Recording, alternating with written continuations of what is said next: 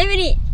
今回の動画テーマは安く手に入る自分だけの趣味車です。最近物価が高すぎて頭にきますよね。最近は所有者だろうと最新機能もりもり、新車価格が上がっていく一方です。先日発売された新型エブリィバンド PC グレードは154万、高級な所有車です。今回紹介するエブリィは2019年モデル。同じ PC グレードで新車価格は118万円。中古なら50万円を切る答えもあります。今回は割安な型落ちモデルにも目を向けながら新型との比較をしていきます。最新機能を求めて新型を買うか、趣味車のカスタムベースとして割安な旧型を買うか、ぜひ検討してみてくださいね。そして格安競馬ならではの車中泊や DIY ベース車としての魅力も紹介していきますよ。エブリィは装備充実の乗用ワゴンと無駄を削ぎ落とした商用バンの2種類に分けられます。今回は安く趣味車を手に入れるってことで200万超えの高級車になってしまったワゴンは一旦無視してバンを紹介します。このエブリィは2019年モデルでグレードは下から2番目の PC。比較対象の新型エブリィも同じ PC グレードで比べていきます。実車は旧型になりますが、新型で変更された点は都度補足していきますね。早速外装から見ていきますね。ドアハンドル重視、ホイール鉄鎮、スライドドア手動。この辺は商用車なので当たり前ですね。なんとミラーが電動なんです。商用車なら手動でも文句は言いませんが、これはありがたい。最安の PA グレードは手動です。旧型のライトはハロゲン、新型は全グレード現代風の LED になります。グリルは普通、商用車らしいデザインで特に言うことなし。新型はグリルのデザインが少し変わります。新型はセンサーが増えたことで安全機能もアップグレードされました。商用車なのでこれといった特徴もなく普通です。可もなく不可もなく価格に見合った装備だと思いますよ。まとめると安全機能を充実させながらおしゃれに乗りたい人は新型、カスタムベースなら旧型って住み分けで良さそうですね。ここからは新旧共通のエブリィの特徴を紹介します。エンジンは運転席下にあります。エブリィはエンジンの位置を工夫することで車内空間を広くしています。熱気がすげえ。エンジンを切って20分ほど経ちますが、まだ熱が残っています。夏は大変そうだ。給油口の位置が微妙なんです。低い。そして給油口の位置が低いので腰に負担がかかりそう。足回りはこんな感じ。素人にはよくわかりません。4区も選べるので雪国では重宝しそうですね。ただし地上高は低め、無茶な道は走れません。内装紹介します。運転席は低め、ステップにアシストグリップもあるので乗り込みは楽ですよ。さすが車内空間全振りの軽バン、天井も高いので広々快適、視界良好で運転楽々。一つ気になったんですけど、この車両は走行距離5万キロなんですけど、アシストグリップがグラグラしていました。使用頻度が多くて負荷もかかる箇所なので耐久性が心配です。内装はザ商用車、快適装備はいりません。無駄な装備は捨てました。ボタンの数は数える程度、中途半端な装飾は削ぎ落とす。豪華装備が欲しければワゴンに乗ろう。この価格帯の車ならもはやエアコンが効けば100点。あとはおまけと思いましょう。旧型の内装カラーはベージュ基調で商用感満載ですが、新型は黒基調で乗用車っぽくなります。ハンドルシンプルこれでよし、ボタン一つありません。サイドブレーキはペダル式、真ん中がスッキリしているので席の移動も楽々です。快適装備のスイッチはなし、新型 PC はシートヒーターが追加されます。これは大きな違いですね。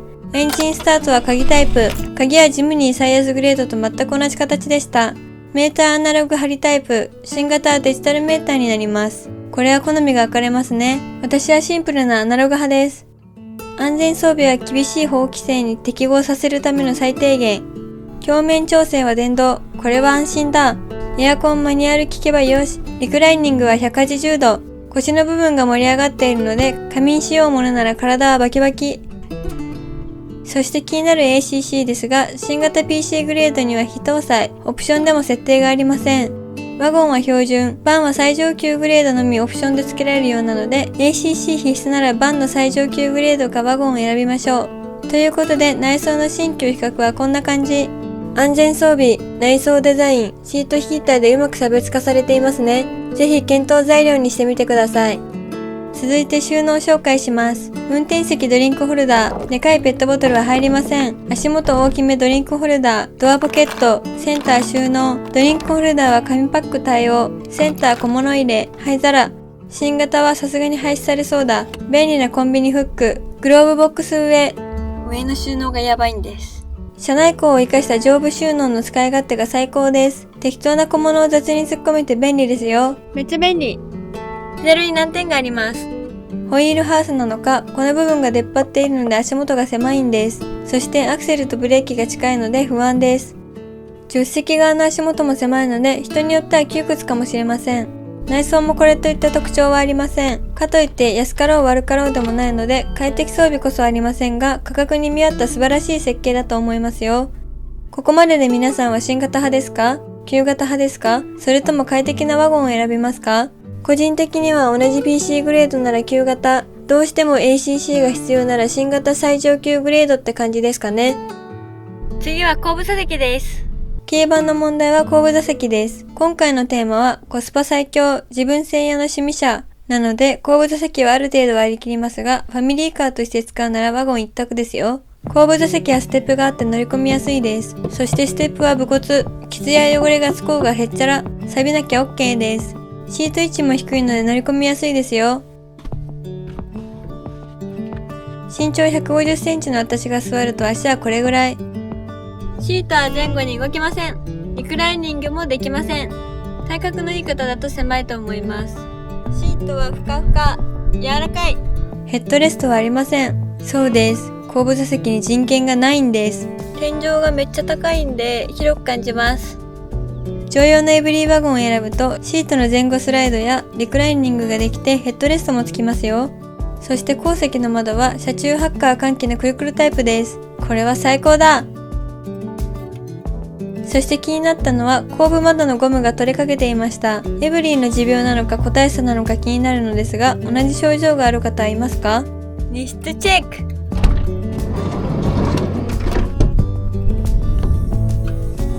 さすがは軽バン、荷室はめっちゃ広いですね。エブリィバンは内張りなしのスパルタ仕様、夏は灼熱地獄、冬は冷凍庫です。DIY ベース車にはもってこいですね。ワゴンはプラスチックの内張りがつきますよ。そしてこの手の軽バンで一番のお気に入りギミックはこれです。5秒でフルフラットになります。大人2人が快適に過ごせる空間の出来上がりですよ。中腰で移動できるので着替えも楽ですよ。キャンプよし、釣り具積むもよし、自分だけの寝カフェ部屋にするもよし。これは妄想が膨らみます。気になる室内寸法チェックしますね。運転席後ろからの長さ 1870mm、幅約 1300mm、高さ約 1200mm です。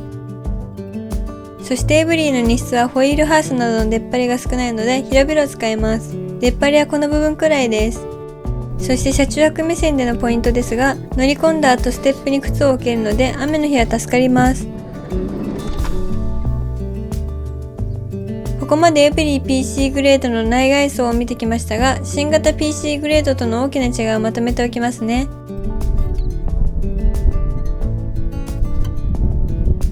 この後走行チェックをして車中泊スタイルで使ってみます。準備したのは床に敷くアルミマット、ポタ電、車中泊マット、テーブル兼収納ボックス、まだまだ夜は冷えるので寝袋、調理道具、ナンクル用のどでかいサンシェードです。私が仕事前日に車中泊する時の装備を積みましたが、日数はまだまだ余裕。これだけ積めるなら、一人日本一周旅も余裕だと思います。今回のエブリィは2019年モデルなので CVT は非搭載です。簡単に説明するとエンジン音がやかましくて乗り心地の悪いモデルってわけです。新型 PC グレードでも CVT が搭載されるので乗り心地や燃費が改善されています。それを踏まえて見てみてくださいね。乗って5秒で思ったのはとにかく揺れます。私のジムニーもガツガツ揺れるので揺れには耐性があるのですが、エブリィは背が高いからか頭が揺さぶられるような不快な揺れ方です。運転している分には問題ないんですけど、酔いやすい私が助手席や後部座席に乗ったら吐きそうです。自分一人の趣味車として使う場合や、強靭な三半規管を持つ人が乗るならこれでも OK。軽バンとして割り切るか、足回りが改善されるワゴンを選びましょう。このエブリィはターボ非搭載ですが、加速は思ったよりいい感じです。かっ飛ばさず日常の速度域で普通の運転をする方には必要十分だと思います。街乗りならターボなしでもストレスは感じませんでした。エンジン音は低速だろうと高速だろうとやかましいです。運転中爆音一人カラオケしている私にはエンジンの騒音なんて関係ないんですけど、気になる人は CVT 搭載の新型を選びましょう。さすがは軽バン、視界良好、展開楽々、車幅コンパクトで強路もスイスイ、運転のしやすさはピカイチです。最小回転半径はなんと 4.1 メートル、軽バントップクラスなんだそうです。ワゴンになると足回りが変わるので 4.5 メートルになります。趣味車として使うなら高速性能も必須、長距離旅を想定して検証しますね。合流加速は必死にうなります。iPhone で最大音量にして音楽を流してもかき消されるレベルです。タイヤが路面を叩く音、薄い鉄板にバチバチ当たる飛び石、防音皆無の車体に吹きつける風切り音、圧倒的にやかましいのはうなるエンジン音ですが、80キロ巡航ならだいぶ落ち着きます。慣れれば気にならないものなのか、ユーザーの皆さん教えてください。結論、高速乗るならターボが欲しい。あとは CVT で騒音がどれぐらい改善されるのかも気になりますね。まとめるとこんな感じです。一人で趣味車として乗るなら気になるのは高速性能ぐらいでした。個人的には80キロ巡航と割り切るならターボ非搭載でもよし。ということで最後は車中泊適正をチェックします。今回レンタカーなので車中飯は作れません。まずは食料調達です。すきゃ早い、安い、うまい、腹にたむる神の料理、すき家です。牛丼ゲットということで近くのパーキングに来ました。いつもの車中泊スタイルで休憩してみます。よいしょ。さすがに広いですね。ランクル用のサンシェードはやたらでかいのでいろんな車に応用できます。くるくる窓で換気も楽々です。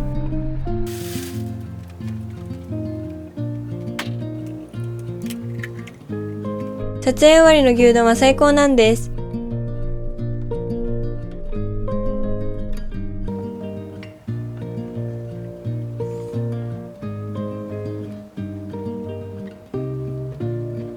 うまい。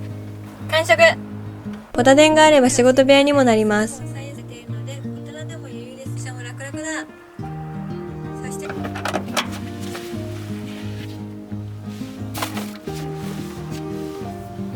広い。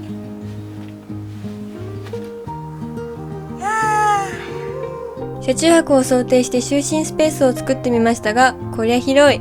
着替えもたくさん積めるので1ヶ月の北海道旅も楽にできそうです。一人趣味者の車中泊カーの正解は軽バンなのかもしれませんね。いやー、エブリィ初めて乗りましたが素晴らしい車でした。日本にはいろんな軽バンがあるのでまた今度乗り比べてみたいです。一人の旅車にするなら乗り心地を犠牲にした旧型でも問題なし。おしゃれに乗用車っぽく、ある程度快適に乗りたいなら CVT 搭載の新型。ファミリーカーとして使うならワゴン。そして ACC が欲しいなら最上級グレード。私の中での結論が出ました。最近連休がほとんど取れず、旅動画が撮れなくてごめんなさい。次回は久しぶりの3連休。ジムニーで個人的に気になっている集落を散策しに行ってきますね。よかったらまた見てくださいね。じゃあまたねー。